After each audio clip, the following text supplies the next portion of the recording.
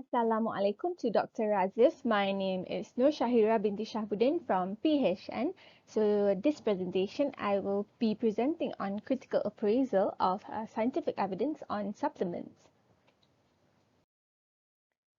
So the research article that I've chosen is from BMJ Global Health.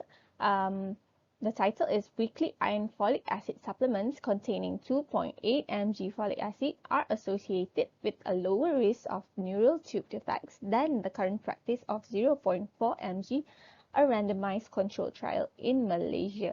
So this article is from Samson et al., published in 2020. If you would like to read the abstract, you can pause this video now.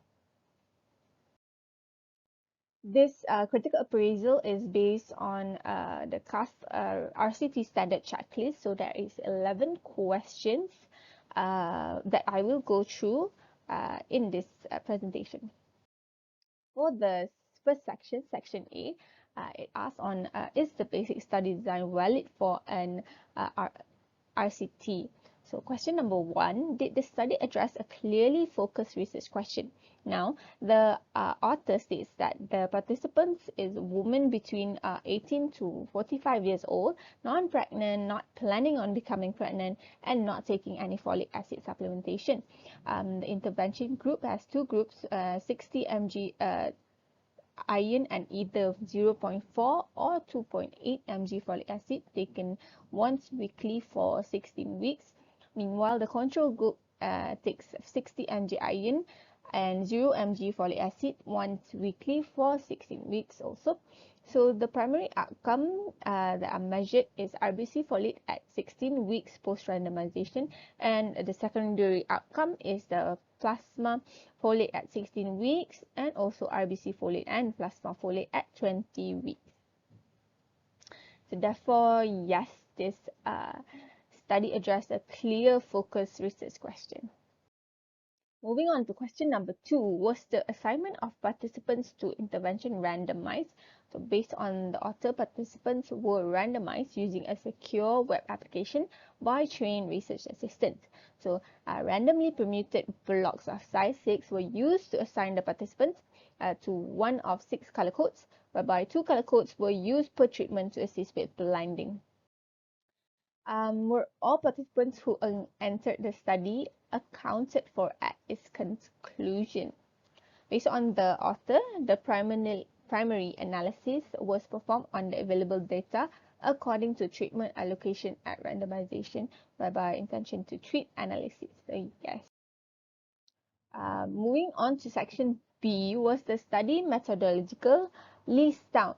So question number 4 asks whether the participants, the investigator, and the people assessing or analyzing outcomes blinded. So in this article, it states that the participants, outcome assessors, and data analysis were blinded to treatment groups. Number 5, were the study groups similar at the start of the randomized control trial?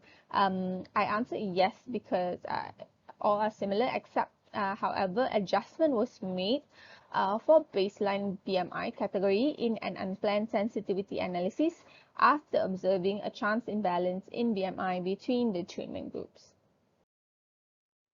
So moving on to question number 6. Apart from the experimental intervention, did each study group receive the same level of care? Were they treated equally? So all participants take the supplement once a week for 16 weeks. They were all reminded weekly by text message to take their supplement to encourage adherence, and also asked if they had any experience or any adverse events. And all need to follow up at 16 weeks and 20 weeks. Therefore, yes, all are treated equally. So we move on to section C regarding the results. So the question number 7 asks whether the intervention were reported comprehensively. The power calculation was done whereby resulting in 80% power, which means that the results are valid. So continuous outcomes were analyzed using linear regression models, and binary outcomes were analyzed using log binomial regression models or log Poisson regression models. The global interaction tests were performed, and Difference in means or relative risk comparing each pair of treatment groups was estimated at each time point separately. The statistical significance was set at p less than 0.05 for interaction test and p less than 0.0167 for pairwise comparison between the groups. So the adherence rate and compliance rates were reported as well. Overall, 98% of participants returned for the 16-week visit, and 94% of participants were adherents, consuming more than 80% of the required tablets throughout the 16 weeks of intervention. So, okay, this is the results table taken from the article. It's clearly shown the outcome measures, yeah, on all three timelines. The baseline is 16 weeks and also 20 weeks for all three groups, and also the mean difference for each of the groups, comparison between each of the groups as well. Question number 8 asks, was the precision of the estimate of the intervention or treatment effect reported? So it's asking whether the confidence interval reported based on the previous slide. Yes, the CI is reported. So next, we move on to question number 9. Do the benefits of the experimental intervention outweigh the harms and costs? Now, according to the author reported common side effects includes nausea, diarrhea, vomiting, gas, and constipation. No other adverse effect was reported. However, a cost and effective analysis was unknown. It's not reported. Therefore, for this question, I can't really tell based on the article. So next we move on to section D, asking whether will the results of the study help locally.